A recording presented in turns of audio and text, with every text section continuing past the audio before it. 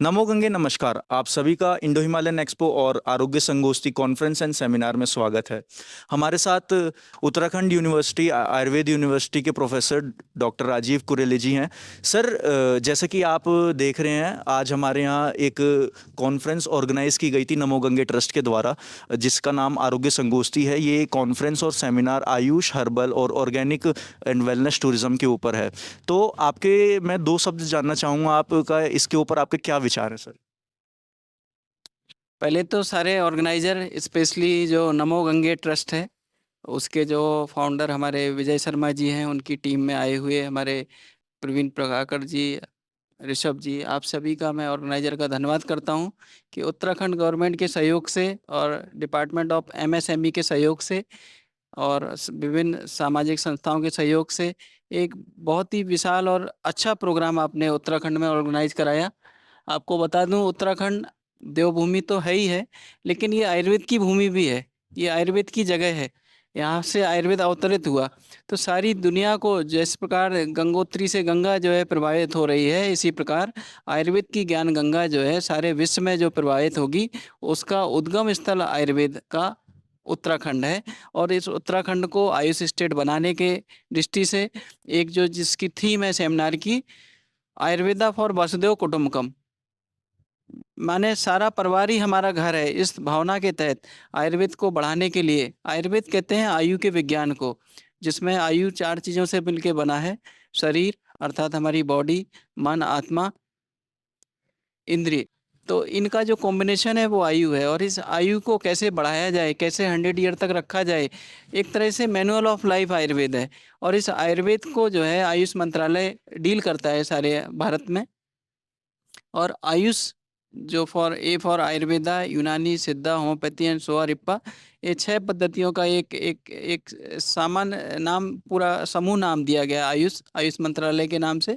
तो आयुष मंत्रालय का जो मुख्य ऑब्जेक्टिव है, 5 ऑब्जेक्टिव हैं इसमें। पहला ऑब्जेक्टिव है क्वालिटी एजुकेशन, दूसरा ऑब्जेक्टिव है क्वालिटी रिसर्च, तीसरा आपका एक क्वालिटी ड्रग, चौथा है propagation and conservation of medicine plant, और पांचवा जो है उद्देश्य वो है अवेयरनेस ऑफ आयुष सिस्टम। तो ये जो मुझे लगता है कि जो क्वालिटी एजुकेशन के साथ साथ जो क्वालिटी रिसर्च है, कंजर्वेशन एंड मेडिसिन प्लांट हैं, और जो अवेयरनेस है, तो कहीं ना कहीं पांचों ऑब्जेक्टिव को एक साथ लेके चल रहा है ये। तो ये प्रोग्राम हर दृष्टि से सफल माना जाएगा, क्योंकि इसमें लगभग 100 से ज़्यादा विभिन्न प्रकार के आयुर्वेदिक स्टार्टअप ने भाग लिया। विभिन्न प्रकार के ऑर्गेनिक कल्टीवेटर हैं जो बायर सेलर मीट के लिए आए। विभिन्न प्रकार के किसान जो इंटरेस्टेड हैं किस प्रकार की जड़ी बूटी उगाई जाए, और जो किसान जड़ी बूटी उगा रहे हैं वो अपने पोटेंशियल कस्टमर ढूंढने के लिए आए। तो उस दृष्टि से भी सफल रहा है। इसके अलावा यहाँ पे लगातार 3 दिन जो साइंटिफिक सेशन चले, आज से प्रारंभ हुआ। तो प्रथम सत्र में हमारे जो प्रोफेसर जीएस तोमर जी हैं, उनका लीजेंड है आयुर्वेद के, आयुर्वेद के लिए उन्होंने सारी जीवन समर्पित किया है। तो उनके अध्यक्षता में, उनके मार्गदर्शन में ये कार्यक्रम चल रहा है, तो अपने आप में सफल है, क्योंकि उनका सारा जीवन ही साइंटिफिक रहा है और आयुर्वेद का बहुत क्वालिटी का वर्क उन्होंने किया है। और विभिन्न प्रकार के एक से एक मूर्धन्य विद्वानों को विभिन्न क्षेत्रों से बुलाया गया। कल इसमें मेरा भी लेक्चर है, मैं बताऊंगा how to start up ayurvedic plant. तो बहुत सारे लोगों को लाभ मिलने वाला है।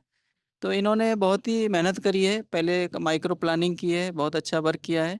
मैं अपने उत्तराखंड आयुर्वेद विश्वविद्यालय एवं उत्तराखंड की ओर से धन्यवाद देना चाहता हूँ कि इस तरह के कार्यक्रम निरंतर होते रहें, जिससे आयुर्वेद का जो कोरोना टाइम के बाद जो बूम आया, आयुर्वेद में जो लोगों की उत्सुकता है, उसकी एक्सेप्टेंस को एक अवसर के रूप में, एक चुनौती के रूप में स्वीकार करते हुए आयुर्वेद को एक जो हमारी रीच है उसको बढ़ाना चाहिए। आयुर्वेद में आप जानते ही हैं कि 155 करोड़ की जनसंख्या में हमारा आयुर्वेद का जो कंट्रीब्यूशन लगभग 3 से 4 करोड़ लोगों का है। और इसको निरंतर 100% कैसे बढ़ाया जाए, कैसे हमारी पद्धति संपूर्ण होलिस्टिक और आयुर्वेदिक हो, और कहीं ना कहीं हमारे ट्रेडिशनल जो भी हमारी थेरेपी रही हैं उनका जो है एक लीडरशिप हो। तो बहुत सारे इसके एक माइक्रो विजन भी हैं जो फ्यूचर में पूरे होंगे। तो नमो गंगे ट्रस्ट इस मामले में आगे आया है और हम सभी जो है उनको धन्यवाद देते हैं और आशा करते हैं इस तरह के कार्यक्रम निरंतर होते रहेंगे। सर एक एक सवाल मेरा और है, जैसे कि आज हमने देखा कि बहुत सारे आरोग्य संगोष्ठी जो हमारा सेमिनार था उसमें बहुत सारे कई सारे आयुर्वेदिक विद्यार्थी आए, आयुर्वेदिक डॉक्टर आए, और जैसे कि ऐसे सेमिनार उन लोगों को कैसे हेल्प कर सकते हैं और कैसे उन लोगों की करियर में ग्रोथ दिला सकते हैं, आप उसके लिए थोड़ा बहुत सर। देखिए एक तो इससे हमें पता लगता है कि क्या अवसर हैं।